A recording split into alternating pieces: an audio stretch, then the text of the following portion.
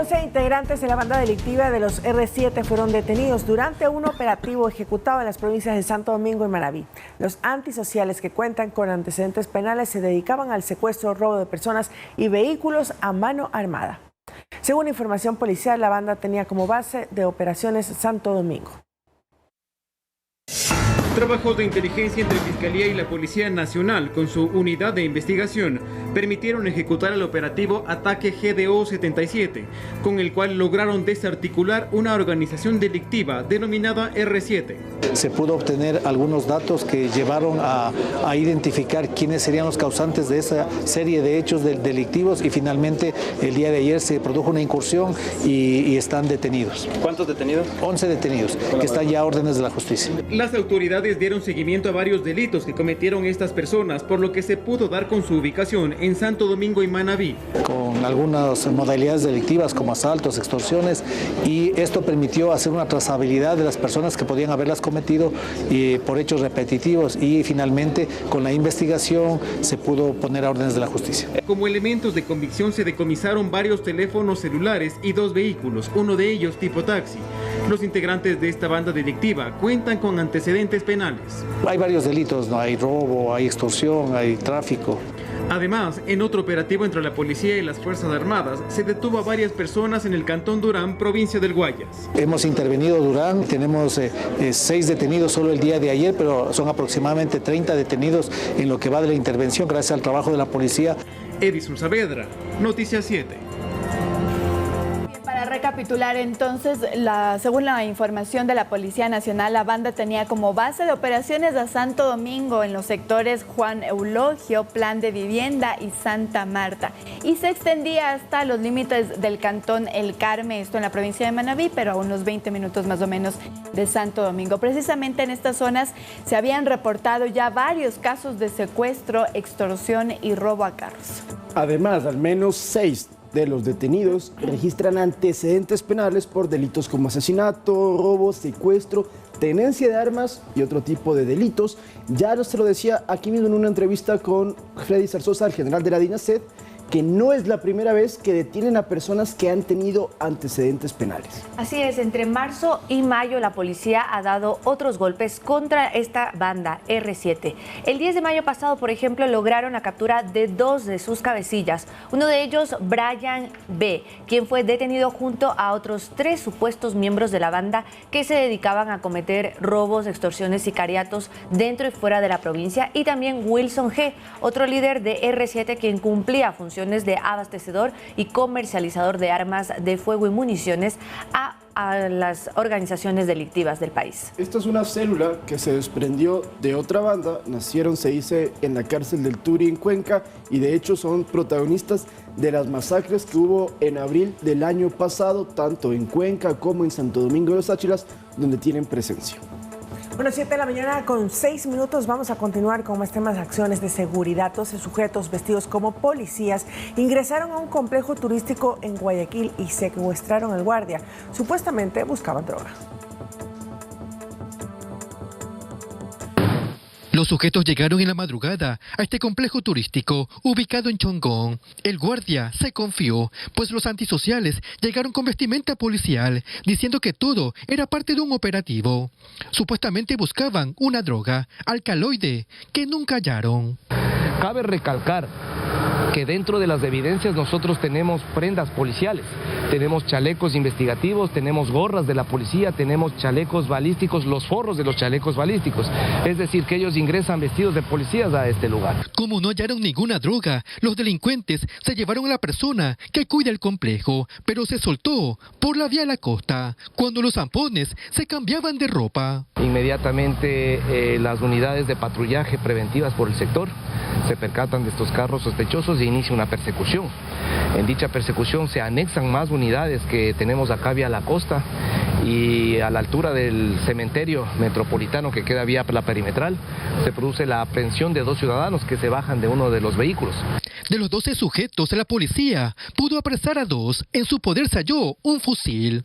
Los delincuentes se movilizaban en 2 carros de alta gama. No sabemos el fin realmente, todavía estamos investigando, no sabemos el fin de que ingresan a este Rancho Colombia en la búsqueda de dinero, de droga, de cualquier otra sustancia que pueda ser llamativa para que ingrese tantas personas, ¿no?, a este local. Un caso que la policía continúa investigando. Continuamos. Francia entregó a la Policía Nacional una donación de canes especializados para la detección de droga, además de una embarcación para patrullajes fluviales, equipos de buceo y otro tipo de ayuda, con el objetivo así de combatir el narcotráfico. Esta nueva donación de canes del gobierno francés a través de la embajada en Quito ha servido para el Centro Regional de Adiestramiento Canino que mantiene la policía, sobre todo el grupo antinarcóticos. Las donaciones realizadas por Francia van en contra del crimen organizado, pero sobre todo en el control del tráfico de drogas y el delito transnacional. Se ha destacado las buenas relaciones bilaterales entre ambos países, especialmente en materias de seguridad. En ese marco se ha dicho que este año, por ejemplo, se han recibido aportes importantes. Además de esto, se han entregado otras cooperaciones técnicas y tecnológicas, ha dicho el embajador de Francia en Quito. La experiencia y los éxitos que se obtuvieron en el campo operativo demostraron que la utilización de los canes de detectores de drogas resultó altamente efectivo, confiable para el cumplimiento del control antinarcótico. Entre tanto, el ministro del Interior, Juan Zapata, dijo que esta lucha contra el crimen organizado no va a parar. El gobierno francés dispuso la donación de un barco semirígido de 525 y de 100 caballos de fuerza valorado en $50.000 y equipos complementarios de buceo valorados en $22.700, dando un total de la ayuda de $77.700 en beneficio del Ministerio del Ecuador y obviamente de nuestra querida Policía Nacional. Byron Galarza, Noticias 7. Gracias por su sintonía. De regreso con más información. La fiscal general Diana Salazar denunció un presunto intento de arrogación de funciones por parte del Consejo de la Judicatura. Por su parte, también el Consejo de Participación Ciudadana convocó a Salazar para que se aclaren las acusaciones en su contra. La noche del pasado lunes 30 de mayo, el Pleno del Consejo de la Judicatura fue convocado para sesionar de forma virtual y conocer un informe disciplinario que recomienda la suspensión sin sueldo por 3 meses de Diana Salazar Méndez, fiscal general del Estado. Dicho informe está sustentado en una denuncia hecha por el colectivo Acción Jurídica Popular, entre cuyos integrantes se encuentra Priscila Schettini, esposa del ex defensor del pueblo Freddy Carrión, sentenciado por el delito de abuso sexual. Según esta denuncia, en el concurso convocado por el Consejo de Participación Ciudadana en 2018 para elegir a la fiscal general, Salazar presentó documentos supuestamente viciados y alegan que incluso varios textos habrían sido plagiados. Salazar, por su parte, se defiende y rechazó las acusaciones. Además, alega intereses detrás de esta intentona. Es un informe que está patrocinado por los defensores del abusador sexual sentenciado en segunda instancia Freddy Carrión y que únicamente obedece a la venganza. Y apunta que la Judicatura estaría cometiendo un delito al intentar suspenderla, pues su cargo está bajo la acción fiscalizadora de la Asamblea y la Judicatura no puede tomar acciones disciplinarias en su contra. Esto mismo señaló Iván Saquicela, presidente de la Corte Nacional de Justicia, quien también hizo un llamado al respeto de la institucionalidad. Por su parte, el Consejo de Participación Ciudadana convocó para este viernes a la fiscal general para que explique y aclare las acusaciones en su contra. Para el día viernes a las 10 de la mañana. Son 2 solicitudes, una realizada por el colectivo Acción Jurídico Popular y otra por otra colectivo ciudadano. Carolina Basante, Noticias 7. Bien, y esta noticia se actualizó porque la tarde del día de ayer el Consejo de la Judicatura emitió un comunicado en el que señala que ante la desinformación, así lo ponen en este comunicado, por una supuesta sanción o destitución de la señora fiscal general del Estado, es lo que dice el Consejo de la Judicatura. El presidente del Consejo de la Judicatura resalta su respeto a la institucionalidad en el país. Además, dice el texto que todo inició por una denuncia contra Diana Salazar que llegó al Consejo de la Judicatura y a partir de ahí se emitió un informe de la Subdirección de Control Disciplinario que llegó al Pleno del organismo, pero en el Pleno no se logró instalar, por lo que se dispuso que se aclare el documento para emitir una resolución y que esta no es más que una opinión, pues del Pleno del organismo es el órgano que debe decidir. Así es. Mientras tanto, de su lado, la fiscal general Diana Salazar rechazó que el Consejo de la Judicatura y el Consejo de Participación Ciudadana y Control Social intenten fiscalizar su gestión ante la ausencia de la Asamblea Nacional. Aseguró que las dos entidades no tienen ninguna potestad ni tampoco facultad de fiscalizar o realizar acciones que vayan en desmedro de la actividad de la Fiscalía General del Estado, citando palabras de Diana Salazar que dio justamente anoche en una entrevista. Además, uno de los vocales de la Judicatura que asistió a esta sesión inicial para conocer lo que se trataba, Fausto Murillo, él dijo que no se va a prestar a ninguna acción ilegítima porque reiteramos lo que dicen los expertos, lo que dicen algunos juristas y lo que dice también Murillo, lo dice Iván Saquicela. Esto que pretendería la Judicatura de sancionar a Salazar no es legal ni constitucional, porque reiteramos, la única entidad que puede destituir o tomar acciones contra la máxima autoridad de la Fiscalía es la Asamblea Nacional y hoy por hoy en el Ecuador no existe legislativo porque fue disuelto hace 2 semanas por el presidente de la República.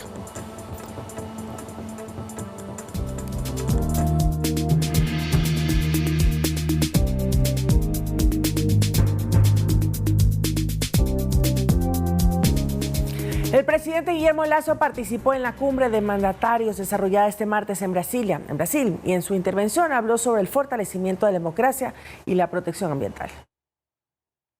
Como hace mucho tiempo no se veía, los mandatarios sudamericanos se sentaron para dialogar sobre un frente común, la integración. Creo firmemente que la región necesita que nos concentremos en construir una agenda pragmática, inclusiva, realista y equitativa. En la mesa se planteó la voluntad política de fortalecer la democracia ante los intentos de desestabilización en la región. Nos miran del mundo ahora nosotros. Es que es en América Latina donde está la esperanza democrática. Tratamos de profundizar y ojalá que lo hagamos, pero nos están también sitiando. La crisis democrática de América Latina tiene que ver con la manera como se está enfrentando las drogas. Y es que la seguridad se abordó como un tema que compete a todas las naciones, pero no es el único, como mencionó el mandatario ecuatoriano. La integración en materia ambiental debe enmarcarse en la generación de estrategias regionales de financiamiento climático. Con esas acciones podemos comprometer los esfuerzos nacionales hacia la erradicación de la pobreza y la búsqueda del desarrollo sostenible para las generaciones actuales y futuras. La cumbre, celebrada este martes en la capital brasileña de Brasilia, sirvió de espacio para que el Ecuador expusiera sus acciones en materia ambiental, como el canje de deuda por $1.600 millones para la protección de la biodiversidad de Galápagos y la reserva La Hermandad. Es un acuerdo ético para la humanidad que favorece nuestra economía. Tras el evento oficial, que culminó la noche del martes, el presidente Lasso retornará este miércoles a Ecuador y al mediodía ya estaría de vuelta en el Palacio de Carondelet. Lautaro Andrade, Noticias 7. Y a propósito de la cumbre, la presencia de Nicolás Maduro generó diversas opiniones, pues hubo mandatarios que fueron críticos con el régimen venezolano. Veamos un resumen de los hechos más importantes de este encuentro regional de presidentes. Nicolás Maduro en los pasillos del Palacio de Itamaraty en Brasilia captó la atención mundial por la connotación diplomática de recibir en una reunión de presidentes al jefe de Estado venezolano, tras una crisis humanitaria que ha repercutido en todo el continente. Y aunque Maduro mantuvo encuentros formales con su homólogo brasileño Lula da Silva, el de Argentina Alberto Fernández y el colombiano Gustavo Petro, otros mandatarios señalaron que dialogar en la misma mesa con él no significa que apoyan a su régimen. Nos alegra que Venezuela retorne a las instancias multilaterales, porque creemos que en estos espacios es donde se resuelven los problemas y no con declaraciones en donde solamente nos atacamos los unos a los otros. Eso, sin embargo, no puede significar meter debajo de la alfombra o hacer la vista gorda frente a temas que para nosotros son de principios e importantes. Un pronunciamiento similar profirió Luis Lacalle Pou de Uruguay al cuestionar que se hablara de democracia y respeto a los derechos humanos cuando hay reclamos internacionales de que Caracas no lo cumple. Ahora, si hay tantos grupos en el mundo que están tratando de mediar para que la democracia sea plena en Venezuela, para que se respeten los derechos humanos, para que no haya presos políticos, lo peor que podemos hacer es tapar el sol con un dedo. Pongámosle el nombre que tiene. Maduro le restó importancia a los comentarios y aseguró que este fue un espacio de debate con tolerancia y con un nuevo impulso para la integración sudamericana. Ahí hay presidentes con diversas visiones, como ustedes saben, y no tenemos problemas en sentarnos, conversar, hablar francamente con ninguna fuerza política, con ningún presidente, con ninguna corriente. En la cumbre participaron 11 de los 12 mandatarios de Sudamérica, a excepción del de Perú que envió el presidente del Consejo de Ministros. Finalizado el diálogo oficial, se suscribió el Consenso de Brasilia, una hoja de ruta encomendada a los cancilleres en 9 puntos para la integración regional. El anfitrión también sugirió la creación de una moneda común. Para o comércio, reduzindo a dependência de moedas extrarregionais. Iniciativa que deberá analizarse, mientras que en materia ambiental, en la cumbre se reiteró la convocatoria a un evento similar en agosto, en el que participen naciones con presencia en la Amazonía, para hablar sobre la protección de ese pulmón del planeta. Lautaro Andrade, Noticias 7. Y la cita de alto nivel convocada por el presidente brasileño Luis Ignacio Lula da Silva es un intento más de consolidar la integración sudamericana, algo que desde hace más de medio siglo ha sido un pendiente de los gobiernos de este lado del continente. La Comunidad Andina de Naciones, el Mercosur, la Israel UNASUR y el PROSUR son algunas de las iniciativas integracionistas en Sudamérica. Algunas se mantienen y han evolucionado, pero un proyecto que abarque a los 12 países sudamericanos no ha sido viable todavía. UNASUR, que fue creada en 2008, tenía ese objetivo y en su momento se pensó que podría llegar a ser ese gran espacio de integración paralelo a la OEA. Sin embargo, desde 2019 prácticamente ha desaparecido. ¿Qué falló? Por un lado, la parte política y por otro lado, la parte administrativa. En términos administrativos, vemos que la UNASUR no ha podido consolidar un modelo de gestión adecuado. Uno de los aspectos que quizás marcó las limitaciones de UNASUR políticamente fue el que se concentraron en las preferencias de la izquierda, como se denomina, y digamos, en detrimento, en exclusión de preferencias de otros bandos. Y es que UNASUR fue creado a raíz de un tratado constitutivo firmado en 2008 por iniciativa de los presidentes de Bolivia, Evo Morales, de Argentina, Cristina Fernández de Kirchner, de Brasil, Lula da Silva y de Venezuela, Hugo Chávez. Esto con el respaldo de 8 mandatarios más, la mayoría afines al socialismo del siglo XXI. Querían empujarle a la UNASUR con un bloque político para oponerse a los organismos de Occidente.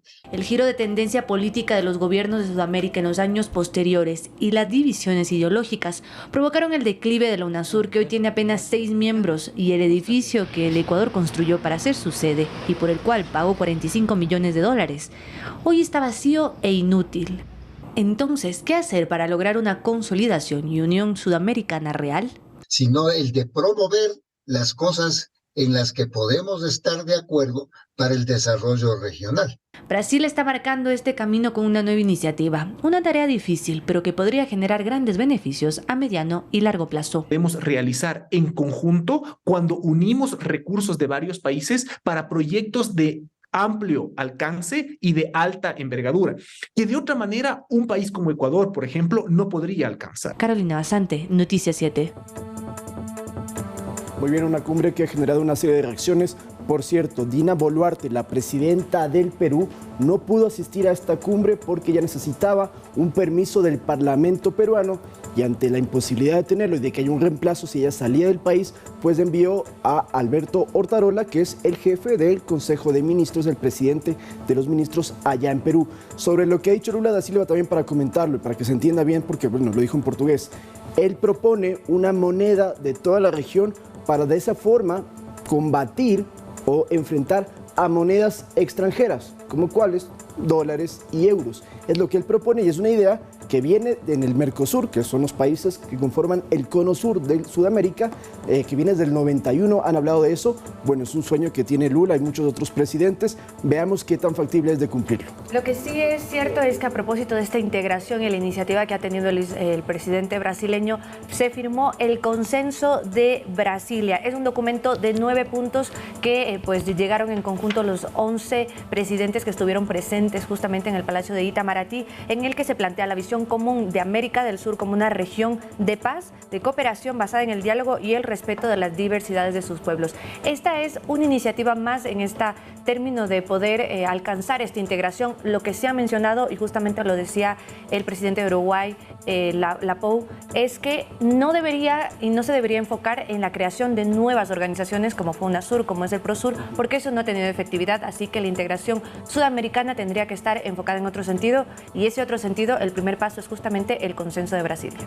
Así es, pero más allá también de lo que se resolvió el día de ayer, ya hay también pronunciamientos de parte de varios mandatarios, uno de ellos de Gustavo Petro, el presidente de Colombia. Si me ayuda entonces producción a mirar lo que él había dicho el día de ayer en su red social Twitter, y ahí lo tenemos en pantalla. Él dice: he decidido reintegrar el país a la UNASUR, ratificando el tratado aprobado por el Congreso a través de ley, y he solicitado que se llame Asociación de Naciones Suramericanas para garantizar el pluralismo y la permanencia en el tiempo. Recordemos que Colombia salió de la UNASUR en el año 2018, esto cuando estaba Iván Duque en el poder, y lo que ellos decían es que se alejaban de la UNASUR porque no estaban de acuerdo con las decisiones que se estaban tomando respecto del gobierno venezolano, y que ellos creían pues que era un apoyo a Nicolás Maduro y por eso se retiraban. Ahora entonces Gustavo Petro ha dicho que tienen pues esta intención de volver a la UNASUR como Colombia. Sí, eso los jefes de Estado lo manifestaron ayer también, de que era importante que la ideología no juegue con un papel tan importante dentro de esto y que se vea la opción de la integración. Por ejemplo, en materia económica y dentro del consenso, han dicho que tiene que haber una posibilidad de comercializar mejor entre cada uno de los países y también generar inversiones entre ellos. Es de los puntos más claves que hay. Sin embargo, Lula da Silva sí propuso ayer, bueno, los ministros de cada país son los que tienen que generar esta hoja de ruta, y en 120 días tenemos que tener otro encuentro, o por lo menos que se pueda difundir lo que se ha llegado a conclusión. Sin embargo, los presidentes no lo manifestaron, así que no lo resolvieron, perdón, así que no hay un plazo para conocer cuándo van a ser o cuándo se van a ejecutar estas acciones planteadas en esta primera cumbre de presidentes, el Consenso de Brasilia. 7 de la mañana, 26 minutos. Continuamos con más información para contarles que extranjeros reportan problemas para obtener la nacionalidad ecuatoriana. Algunos casos se viralizaron en redes sociales. Vamos a ver. Hola a todos. Él es Kevin Rubio, ciudadano holandés que a través de este video que se viralizó en redes sociales pidió a la Cancillería ecuatoriana que se le permita salir del país para ver a su padre que estaba en coma en Holanda. Quiero estar ahí con los últimos momentos de mi padre en Holanda y despedir a mi padre. Él necesitaba una visa de amparo, documento que se le otorga a las personas extranjeras que tienen la intención de radicarse en el país bajo el amparo de un ecuatoriano. Y como yo estoy en proceso de mi residencia, no me dejan salir del país. Para que puede ser el gobierno me da un poquito más prisa con mi residencia, porque ya he entregado todos mis papeles. Finalmente el documento le fue concedido, pero muy tarde.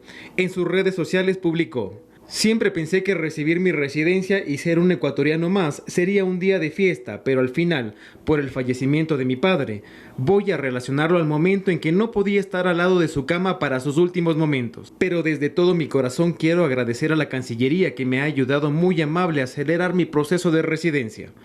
Como Kevin, hay un sinnúmero de extranjeros que buscan nacionalizarse, como Rudy Correa, ciudadana colombiana que ya vive 20 años en Ecuador y debido a la demora del trámite no lo ha logrado. Porque yo siento que ya lo tengo por el tiempo que he vivido acá en el país. Tengo un niño, lo tuve aquí en Ecuador, y soy casada también con un ecuatoriano. O sea, por los tres lados siento que me merezco la ciudadanía, aparte que amo mucho este país, pero por el trámite tedioso es lo que sí, no me dan ganas ya de sacarla. Y ve el ejemplo de sus compatriotas colombianos que se han demorado más de un año en obtener el documento. Me encantaría ser ciudadana ecuatoriana, pero eso hace que yo, pues, mis ganas se me vayan un poco, ¿no? Y recalca que en Colombia este trámite es más sencillo. Es gratuito, ellos no tienen que presentar ningún trámite. De acuerdo a cifras de la Cancillería ecuatoriana, en 2022 hubo 506 nacionalizaciones. El 49.8% fue por carta de naturalización a personas entre 12 y 64 años, mientras que el 43.68% fue por matrimonio o unión de hecho. Hemos solicitado una entrevista con Cancillería para profundizar el tema, pero hasta el cierre de esta edición no hemos tenido respuesta. Edison Saavedra, Noticias 7. Bueno, entonces ya lo veíamos y estos testimonios que son reales, lastimosamente él pudo tener la nacionalidad ecuatoriana, sin embargo fue tarde porque evidentemente su padre ya había fallecido, pero no es el único caso, no es un caso aislado, hay varias personas que han incluso dejado sus trámites pues en el aire por lo engorroso que llegan a ser. Hay que aclarar, sí, 2 puntos, ¿no? Para que quede completamente entendible. Una cosa es la residencia, es decir, yo soy un extranjero, vivo en un país X cantidad de tiempo, me dan la residencia, eso me permite inclusive tener una cédula de identidad ecuatoriana, pero no me convierto en ecuatoriano como nacionalidad, es decir, mi pasaporte sigue siendo extranjero.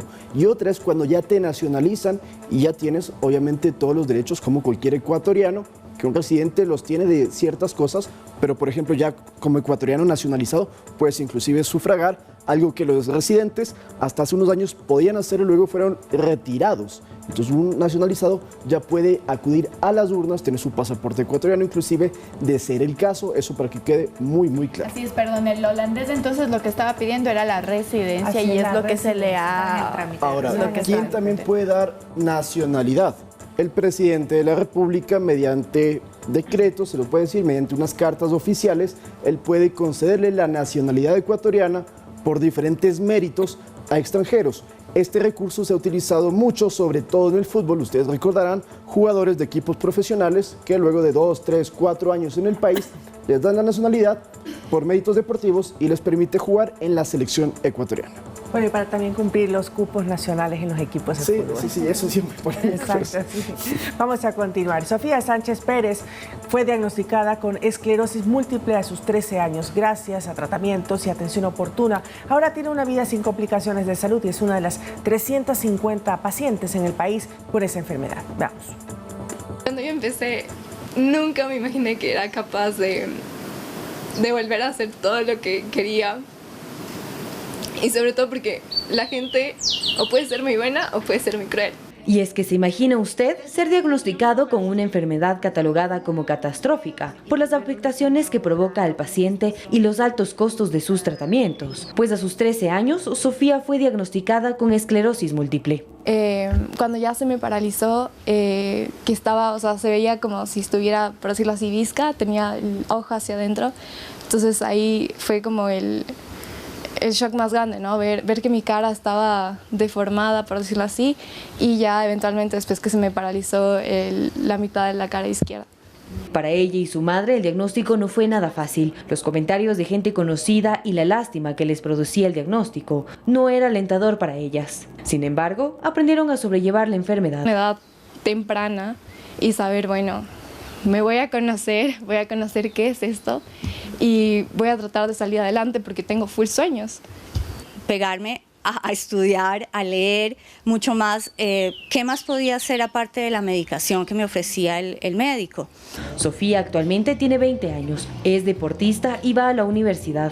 Para ella llegar a sentirse plena junto con su enfermedad ha sido un trabajo de cada día. Mucho a Dios porque no tengo ninguna secuela que yo pueda decir como me imposibilita hacer algo, puedo hacer absolutamente todo, soy escaladora. Entonces, la verdad, una enfermedad controlada no te impide hacer nada. La esclerosis múltiple es un trastorno mediado por el sistema inmunitario progresivo y crónico del sistema nervioso central. Afecta al cerebro, la médula espinal y los nervios ópticos. El Ecuador sigue siendo un país de baja prevalencia. Los estudios han demostrado que la misma fluctúa entre 3 a 5 casos por cada 100.000 habitantes. En la actualidad se estima que existen 800 pacientes de escala nacional, sin embargo, los registros oficiales datan 350. En los últimos 10 años han aparecido nuevos fármacos que tratan los síntomas y mejoran la evolución de la esclerosis múltiple. Así lo explica el especialista en neurología, Patricio Abad. Con muy buena eficacia terapéutica, con pocos efectos colaterales que mantienen a los pacientes prácticamente con una muy buena calidad de vida. Pese a esto, no todos los pacientes pueden acceder a los tratamientos, pues sus altos costos pueden rondar entre los 30 y los $100.000 al año. Para estos pacientes, si bien está ahí por decreto de que es una enfermedad catastrófica, pero nuestros pacientes, sobre todo en el sector público, no alcanzan a tener un tratamiento adecuado. Inclusive en el sector privado, no todos los seguros médicos son capaces de cubrir tratamientos de 30, 40 o $100.000 al año. Según explica Abad, es por esto que varias organizaciones y fundaciones exigen a las autoridades que se esté al día con la compra de estos fármacos. Manuela Bedón, Noticias 7. Y ahora vamos a hablar de la atrofia muscular espinal. Esta es una enfermedad huérfana, es decir, catastrófica y rara. En Ecuador solo hay 25 casos. 2 de ellos son los pequeños niños Isaac e Isabela, cuyas madres buscan ayuda para obtener los medicamentos que eviten un mayor daño en su salud. Vamos a conocer su historia. En las miradas de estos padres de familia hay lágrimas y preocupación. En cambio, en sus hijos se dibuja la sonrisa de la esperanza. Ahí llega la ambulancia, miren. A Isaac Pacho e Isabela Solano, 2 pequeños de 3 años, los une una historia similar. Ambos sufren de atrofia muscular espinal, una enfermedad degenerativa que afecta a los músculos e impide con el tiempo la movilidad, la capacidad de comer e incluso de respirar. Así nos lo cuenta Marian y Estefanía, 2 madres luchadoras que viajan por el país en busca de ayuda.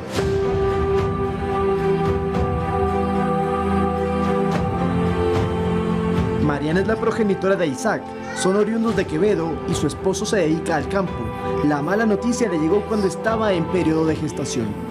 Como madre sentí que el mundo se me viene encima cuando supe lo que es esta enfermedad.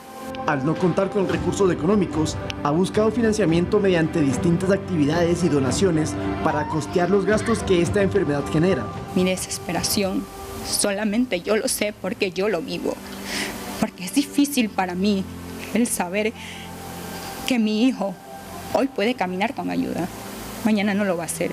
Marian siente en ocasiones que nadie comprende su dolor, pero quien sí lo hace es Estefanía Castro, la madre de Isabela. Ella y su esposo Edwin estuvieron 2 años en búsqueda de un diagnóstico que revelara lo que afrontaba su pequeña. Isabela tuvo su desarrollo normal hasta el año de edad. Luego de esa etapa, mi hija presentó temblores de manos y después hacia los pies. La familia Solano Castro vive en Santo Domingo y Edwin adecuó el hogar para la movilidad de su hija. Mi esposo se ha inventado muchos aparatos para que ella pueda sostenerse de los mismos y pueda movilizarse, para que sus músculos no se atrofien más y puedan estar en movimiento. Isaac e Isabela se hicieron amigos por casualidad, producto de tantos viajes hacia Guayaquil para realizarse exámenes. Vemos como sus padres no despegan los ojos de ellos en una carrera contra el tiempo porque la enfermedad no tiene cura, pero sí tratamiento. Más o menos la dosis inicial que mi hija necesita para poder recibir esta medicación es alrededor de $1 millón. Cada dosis cuesta $350.000 y deben inyectárselas 4 en 6 semanas. Luego, una dosis cada 3 o 4 meses de por vida. Sin contar con la terapia que cuesta hasta $25 y deben ser al menos 3 sesiones semanales. Para que los niños no vayan empeorando o perdiendo sus habilidades motrices, o demanda terapias físicas, terapias ocupacionales, terapias respiratorias, andadores, silla de ruedas y demás asistentes para que ellos puedan sobrellevar su vida diaria. La buena noticia es que el Estado cuenta con capacidad y experiencia para suministrar los medicamentos, porque ya se lo ha hecho antes, pero hace falta el visto bueno por parte de la cartera de salud. Que se autorice la firma para la adquisición de la medicación, porque al mi hija tener un acceso a la medicación de forma temprana, ella mejora y cambia notablemente su calidad de vida. De lo contrario, Estos niños que ya no pueden sostenerse de pie sin ayuda estarían próximamente sometidos a una traqueotomía. Pues el ver todos los días a mi hijo que cada día se levanta con una sonrisa, que me dice, mamá, yo quiero ir a la escuela, pues mi hijo tiene un sueño. Uno de ellos pues es ser policía. Yo quiero correr, caminar y ser fuerte para tumbar a esa. En el Ecuador, 25 personas sufren de la atrofia muscular espinal. Por eso en estos casos particulares, donaciones, ayuda privada o gubernamental, todo es bienvenido para que este abrazo nunca termine.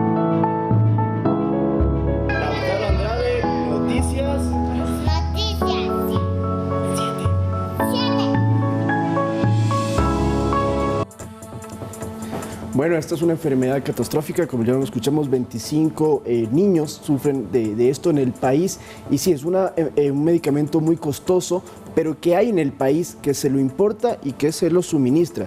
La situación de ellos particularmente es que todavía no tienen esa aprobación del Ministerio de Salud, que igual inclusive este reportaje lo ponemos a conocimiento de las autoridades para buscar la manera de que les puedan colaborar. Ellos han sufrido 2 años hasta poder descubrir qué tenían, porque los pronósticos eran de otro tipo de enfermedades, de algunas afectaciones en la cadera, cuando descubrieron mediante estos exámenes que era la atrofia muscular espinal. Un examen, por cierto, para controlar a la gente que se lo hace en Guayaquil, pero las muestras se tienen que enviar a México, eso es muy costoso, y ahí es que les detectan efectivamente lo que tienen. Si no son tratados a tiempo, pues como vimos en imágenes, que estén caminando, que puedan jugar, eso ya no va a ser posible e inclusive tendrían que hacerles la traqueotomía, que es abrir acá en la tráquea para que puedan respirar y también puedan comer. Es una enfermedad muy rara. Hace poco hablábamos de un niño, Teo, degenerativa, que también la sufrió, que necesitaba $1 millón para poder ser salvado. Y lastimosamente en el caso de Teo no se lo pudo, por eso estos padres piden que igual donaciones privadas puedan colaborarles para poder enfrentar esta muy dura enfermedad. Justamente la medicina, la que fue suministrada a Teo, es un descubrimiento reciente de la ciencia que no había hace 4 años, sino que se ha implementado en los últimos años y efectivamente es muy costosa. Esperamos que estas familias también puedan obtener esta ayuda por parte del Estado y puedan adquirir estos medicamentos. Aparte de esta enfermedad que se conoce como huérfana y rara, en Ecuador se tiene un registro de alrededor de 160 enfermedades raras. Justamente en octubre del año pasado se inició con este censo, este registro que se estaba dando por primera vez para conocer la realidad de cuántas personas padecen este tipo de enfermedades y también poder tener un antecedente de qué se trata, cuáles son los tratamientos que se pueden dar para poder darles una mejor atención a través del sistema público de salud. Así es, entonces apelamos también a la solidaridad de empresas privadas que quieran contactarse con las familias de estos bebés, que ya los hemos visto igual muy animados, muy juguetones. Conocerlos, tenerlos aquí en el estudio también. ¿Cómo puede hacer la gente para contactarse con ellos? Hay cuentas de Facebook de Juntos con Isabela y también Juntos con Isaac Pacho. Usted en Facebook puede encontrarlos, comunicarse con los padres, es la mejor manera. Exactamente, ahí está. Muchas gracias, ahí está. Usted los busca y ahí puede ver la forma de ayudarlos y darles una sonrisa. Inclusive a Isaac, que quiere ser policía, lo llevaron a la policía de Santo Domingo, se vistió como oficial y tuvo un momento muy ameno. Así que pues les mandamos igual un fuerte abrazo porque sé que nos están viendo ambos. Característica de los ecuatorianos es ser solidarios y frente a estas causas se presentan las donaciones y esto como antesala que mañana se celebra el Día del Niño. 7:42, pausa y volvemos.